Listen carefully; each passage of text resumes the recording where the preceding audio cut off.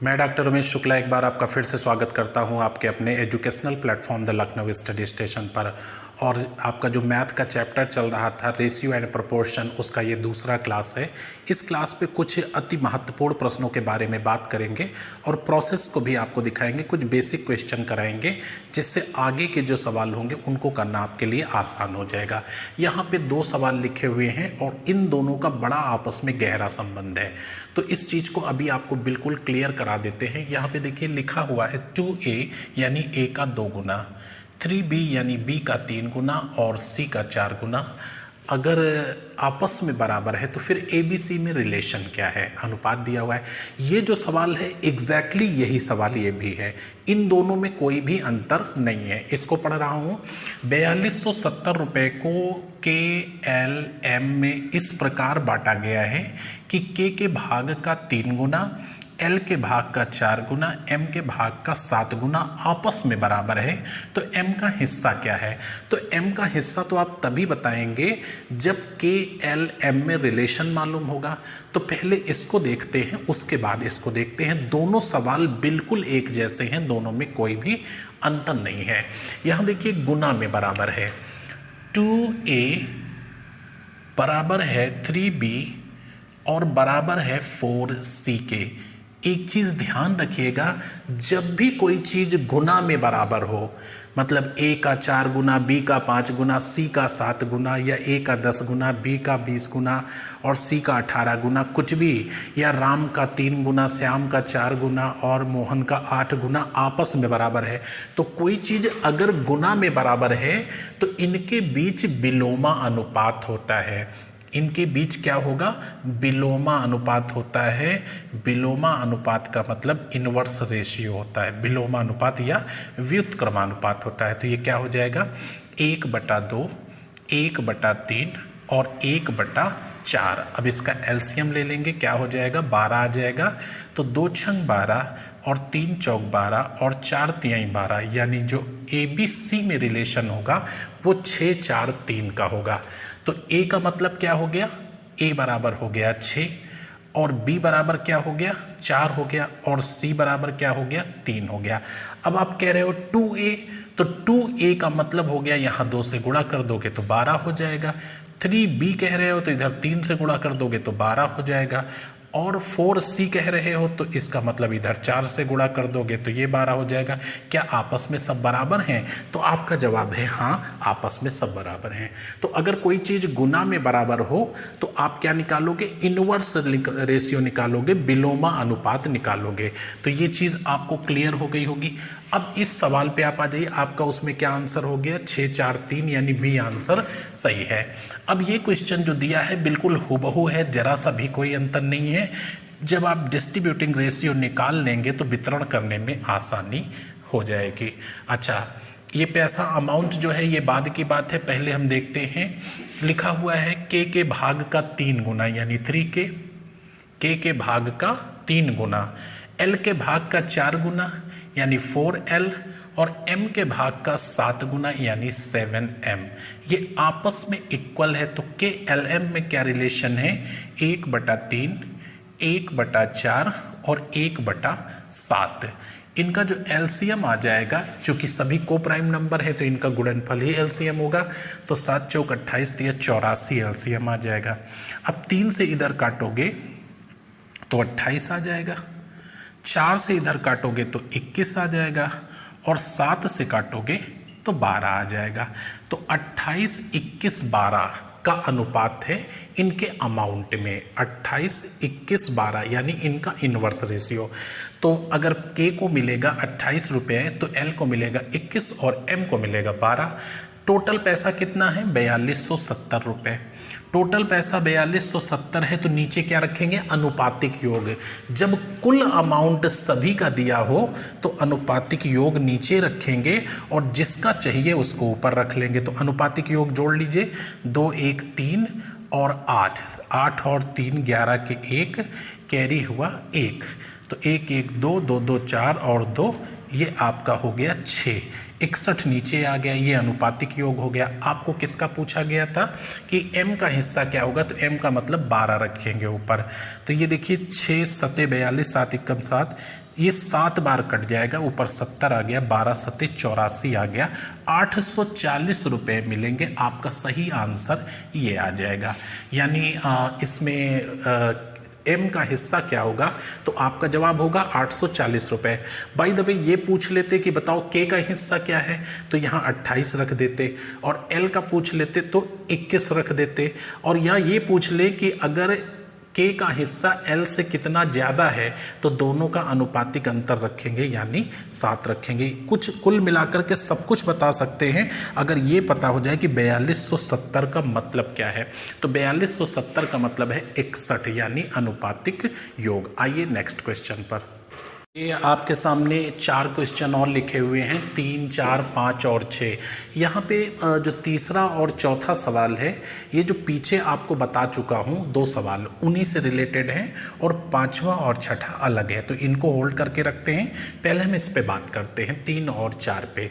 पीछे था क्या कि आपको एक क्वेश्चन हमने बताया कि 2a बराबर 3b बराबर 4c।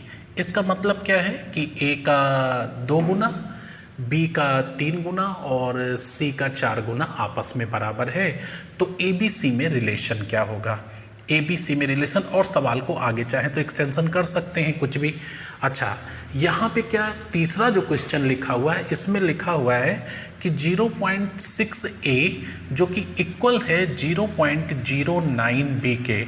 तो यहाँ पे आपसे पूछा जा रहा है कि फिर AB में क्या रिलेशन होगा।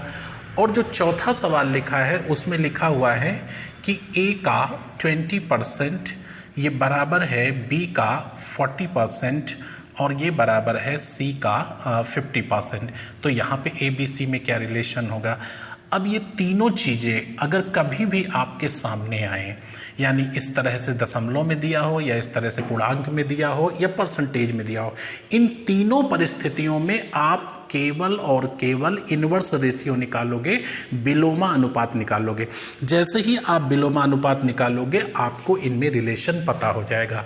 ये पीछे भी बता चुका हूँ, फिर से देखिए 1/2, 1/3 अनुपात 1/4। इनका एलसीएम 12 हो जाएगा, 2 छंग 12, 3 चौक 12 और 4 तिहाई 12, यानी 4, 6, 3 का संबंध इसमें हो जाएगा। देखिए 6 दूनी 12, 4 तिहाई 12, 3 चौक 12 सब आपस में बराबर हो जाएंगे। तो आपका ये क्या करेंगे, इन्वर्स रेशियो निकाल लेंगे। अच्छा, इसके बाद देखिए जो दशमलव में दिया है वो कोई नई चीज़ नहीं है, वही सेम है। क्या लिखा है 0.6a इक्वल है 0.09b के। अभी क्या करते हैं, इनमें जो है दशमलव के बाद 2 अंक हैं, यहाँ दशमलव के बाद 1 अंक है, यहाँ पे इस तरह से लगा देते।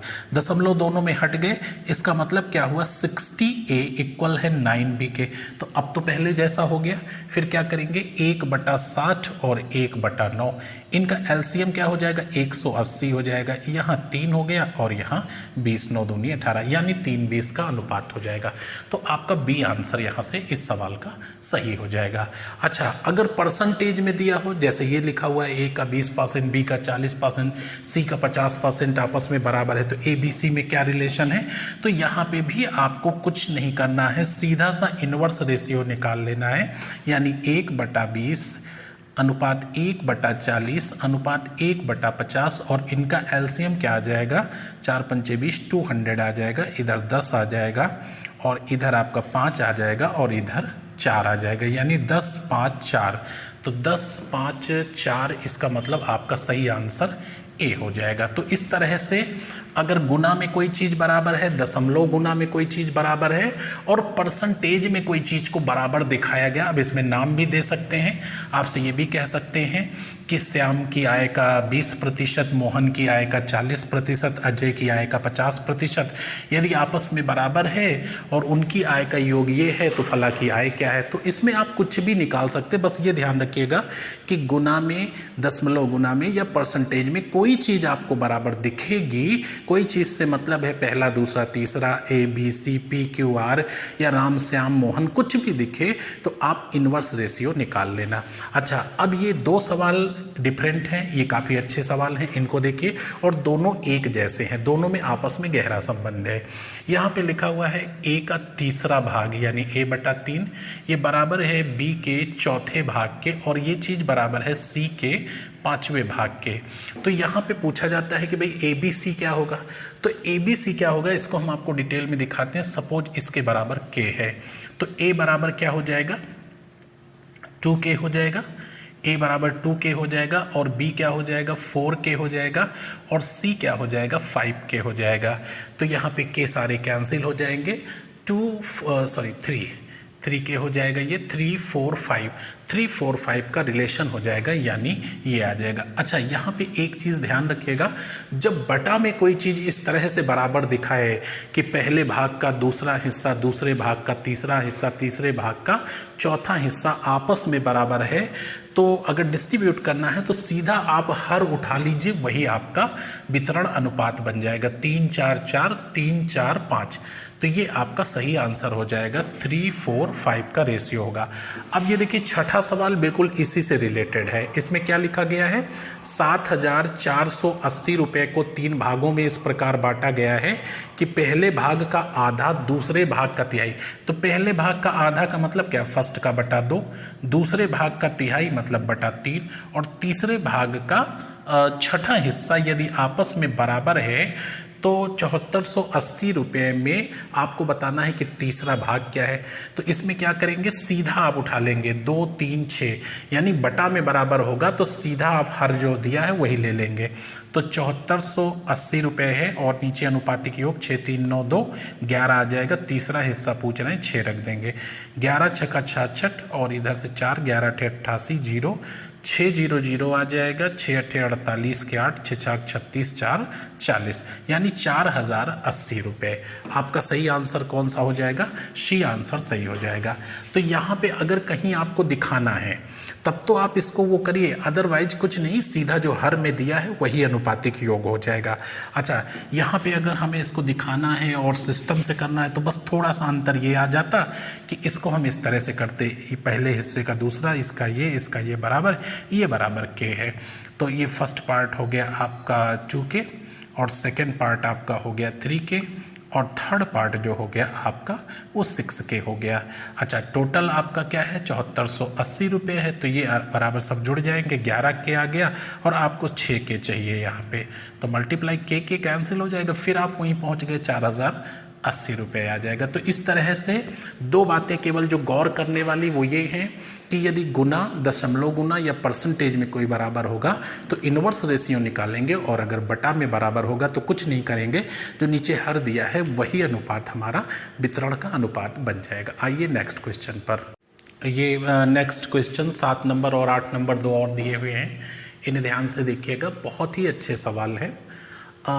7 नंबर में लिखा है 5840 रुपये को PQR में इस प्रकार बांटा गया है कि यदि P को 3 रुपये मिलेंगे तो Q को 4 रुपये मिलेंगे। जब Q को 3 रुपये 50 पैसे मिलेंगे तो R को 3 रुपये मिलेंगे। R का हिस्सा क्या है?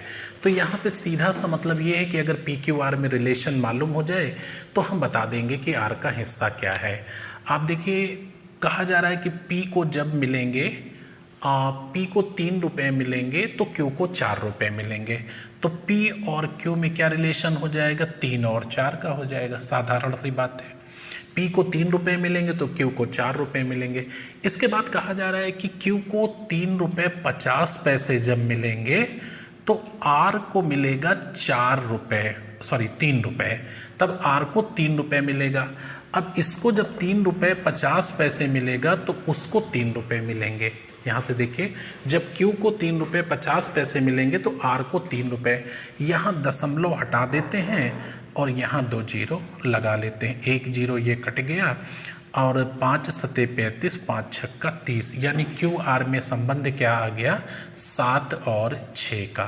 और वैसे भी देख करके आप यहाँ बता सकते थे कि इसको 3.5 रुपये मिल रहे हैं, इसको 3 रुपये मिल रहे हैं, तो इसको दुगना कर दीजिए, 7 हो गया, इसको दुगना कर दीजिए, 6 हो गया। अब PQR में रिलेशन क्या बन जाएगा, तो ये आपको बताना है कि PQR में अनुपात क्या होगा।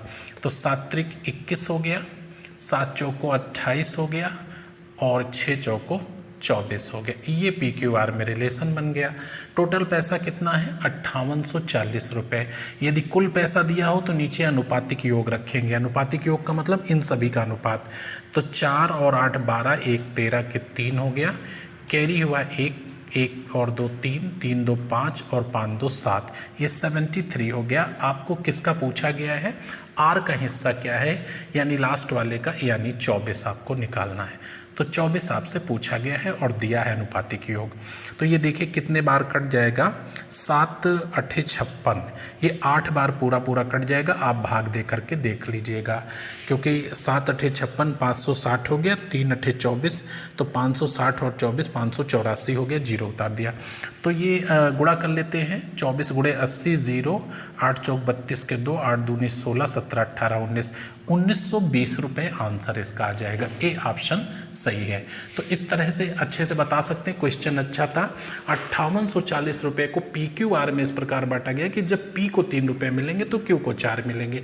तो ये तो सीधा सीधा सा था। जब Q को 3.5 मिलेंगे तो इसको 3 मिलेंगे, तो इसमें दशमलव हटा के 0 बढ़ा दिया, 7 6 का रिलेशन आ गया। फिर PQR में आपने रिलेशन निकाल लिया और डिस्ट्रीब्यूट उठाकर कर दिया। अगला सवाल देखिए, 1540 रुपये को अजय विजय संजय में इस प्रकार बांटा गया है कि विजय का हिस्सा अजय और संजय के कुल हिस्से का 3/11 भाग है। आपको बताना है कि यहाँ पे विजय का हिस्सा क्या है। तो सबसे पहली चीज़, अमाउंट को होल्ड करके रखते हैं, पहले रेशियो निकालते हैं। यहाँ पे पूछा गया है विजय का हिस्सा क्या है। तो विजय के हिस्से के बारे में कहा जा रहा है कि विजय का जो भी हिस्सा है अजय और संजय के कुल हिस्से का 3/11 है। तो अजय प्लस संजय, इनके हिस्से का विजय का हिस्सा जो है वो 3/11 है। तो आपका मतलब हो गया कि ये 3 है और ये 11 है, ये अनुपात बन जाएगा। अगर इस तरह से नहीं समझ में आता है तो आप देखिए, छोटी सी बात आपको बताते हैं कि जिसके आगे का लगा है वो हमेशा अंश होता है। ध्यान से देखिएगा, विजय का हिस्सा अजय एवं संजय के हिस्से का, तो यहाँ पे ये 11 हो गया और ये 3 हो गया, यानी विजय का हिस्सा जो भी है अजय और संजय के हिस्से का।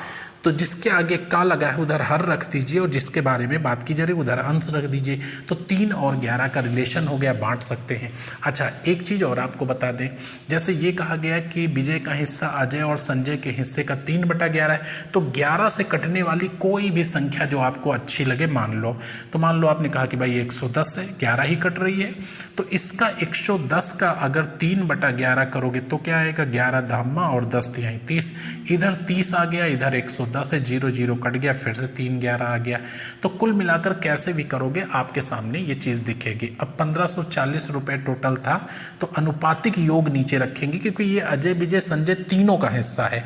तो नीचे क्या आ जाएगा, 14 आ जाएगा। आपको विजय का पूछा गया, 3 रख दीजिए। तो 14 एकम 14 और 1 बच जाएगा, 14 एकम 14, 11 तिहाई 33। यहाँ पे 330 रुपये इसका करेक्ट आंसर आ जाएगा। ए आंसर आ जाएगा। अगर कोई गलती करेगा तो 420 भी आंसर दे सकता है, वो इस तरह से कि एक को 3/11 और दूसरे को 8/11 कर देगा, तो ये सवाल गलत हो जाएगा, क्योंकि कुल का नहीं बल्कि संजय और अजय और संजय के हिस्से का 3/11 मिल रहा है। यदि कुल का होता तो ये आंसर आपका सही हो जाता, लेकिन कुल का ना होकर के इन दोनों के कुल हिस्से का 3/11 हो रहा। आइए नेक्स्ट क्वेश्चन पर। ये आज के लास्ट 2 सवाल और हैं। इस वीडियो में 10 सवाल आपने देखा। नेक्स्ट में हम और कुछ इंपॉर्टेंट क्वेश्चन पे बात करेंगे। तो ये 9 नंबर जो क्वेश्चन आपका है, इसमें कहा गया है कि 106 रुपये हैं। इनको ABC में इस प्रकार बांटा गया है कि A को B से 14 रुपये ज़्यादा मिलते हैं और B को C से 16 रुपये ज़्यादा मिलते हैं। तो B का हिस्सा क्या है, ऑप्शन दिया हुआ है। और ये 10 नंबर सवाल है कि 1530 रुपये को ABC में इस प्रकार बांटा गया है कि A को B का 2/3 भाग और B को C का 1/4 भाग प्राप्त होता है। तो C का हिस्सा क्या है। आप पहले 9 नंबर देखिए, कहा गया है A को B से 14 रुपये ज़्यादा मिल रहा है, B को C से 16 रुपये ज़्यादा मिल रहा है। इसका मतलब क्या है कि A का कंपैरिजन B से किया जा रहा है, B का कंपैरिजन C से किया जा रहा है, और किसमें, अमाउंट में। तो अगर अमाउंट में कंपैरिजन किया जा रहा है ए का बी से, बी का सी से, तो सी यहाँ पे बेस हो गया, सी आधार हो गया। सबका पहले नाम लिख लेते हैं, ए बी सी। तो ए की तुलना आपने बी से की है, बी की तुलना सी से की है, सी की तुलना किसी से नहीं की, इसलिए आधार हो गया। तो सपोज सी के पास x रुपए हैं, उसके हिस्से में x रुपए आया, तो b को c से कितना ज़्यादा मिल रहा है, 16 रुपए, तो ये x + 16 इसको मिल जाएगा। और a को b से कितना मिल रहा है, 14 रुपए ज़्यादा, तो x + 16 और +14। तो इसका मतलब है कि a का हिस्सा ये होगा, b का हिस्सा ये होगा, c का हिस्सा ये होगा, और इन तीनों का जो मिला करके है योग कर दिया, प्लस ये बराबर 106 रुपए के है। तो x x x कितना हो गया, 3x हो गया, और ये प्लस हो गया 16 और ये 14 30 और ये 46 हो गया, और ये बराबर हो गया 106 के। तो 3x की वैल्यू क्या हो जाएगी, उधर जाएगा तो माइनस हो जाएगा, 60 हो जाएगा, और x बराबर कितना आ जाएगा, 20 आ जाएगा। इसका मतलब c का हिस्सा कितना था, 20 रुपये, और b का हिस्सा 20 और 16 कितना हो गया, 36, और ये कितना हो गया, 20 और 16 36 और 14, ये 50 हो गया। तो A को मिलेगा 50 रुपये, B को मिलेगा 36 रुपये, और C को मिलेगा 20 रुपये। आप यहाँ पे X की वैल्यू पुटअप करेंगे, X की वैल्यू 20 रखेंगे तो 46 हो जाएगा, और यहाँ 20 रखेंगे तो ये सब जोड़ करके 50 हो जाएगा। आप देखिए A को B से 14 ज़्यादा मिल रहा है, B को C से 16 ज़्यादा मिल रहा है, और तीनों का मिलाकर 106 हो रहा है। तो इस तरह से तुलना करेंगे कि A की B से, B की C से, C आधार है। जैसे ही C का आप कोई भी अमाउंट मान लेंगे, जैसे अगर अमाउंट में है तो x लेकर के चलेंगे, और अगर यही परसेंटेज में होता तो फिर ये 100% होता, 100 से या तो कोई चीज़ ज़्यादा होती या फिर कम होती। तो इस तरह से आपका सही आंसर क्या हो जाएगा, किसका, B का हिस्सा पूछा था, तो D आंसर सही है, 36 रुपये। अगला सवाल देखें। अगला क्वेश्चन दिया हुआ है कि 1530 रुपये को ABC में इस प्रकार बांटा गया है कि A को B का 2/3। तो यहाँ देखिए कैसे अनुपात निकालते हैं, बहुत ही इजी वे बताता हूँ आपको। A को B का, जिसके आगे का लगा है वो हर है, और जिसके बारे में बात कर रहे हैं वो अंश है। A को B का 2/3 मिला, और B को C का, जिसके आगे का लगा वो हर है, 1/4 मिला। तो एक ये अनुपात हो गया। अब ABC में क्या अनुपात आप निकालेंगे, ABC में 1 2 2 हो गया, और 1 तिक्के 3 हो गया, और ये 4 तिहाई 12 हो गया। ये अनुपात आ गया 2 3 12 का। अभी क्या करेंगे, 80 का हिस्सा पूछ रहा है, टोटल पैसा 1530 है, तो 1530 को अनुपातिक योग नीचे रख दीजिए, तो ये आपका कितना हो जाएगा, 12 3 15 2 17 हो जाएगा। और आपसे C का पूछ रहा है तो 12 रख दीजिए। A का पूछेगा तो 2, B का पूछेगा तो 3। जो चाहिए वो हमेशा ऊपर होता है, जो दिया है वो नीचे। तो दिया है अनुपातिक योग, क्यों, क्योंकि टोटल अमाउंट तो 17 9 153 होता है, और 12 9 108 होता है। ये 1080 रुपये आ जाएगा, आपका B आंसर सही होगा। तो इस तरह से ये 10 सवाल कंप्लीट होते हैं। आप एक एक क्वेश्चन को अपनी कॉपी पे लिखिएगा और इत्मीनान से करिएगा। इसका नेक्स्ट वीडियो जो तीसरा क्लास होगा उसमें डीपली कुछ क्वेश्चनों पे चर्चा करेंगे। तो मिलते हैं नेक्स्ट क्लास में, तब तक के लिए शुभकामनाएं, धन्यवाद।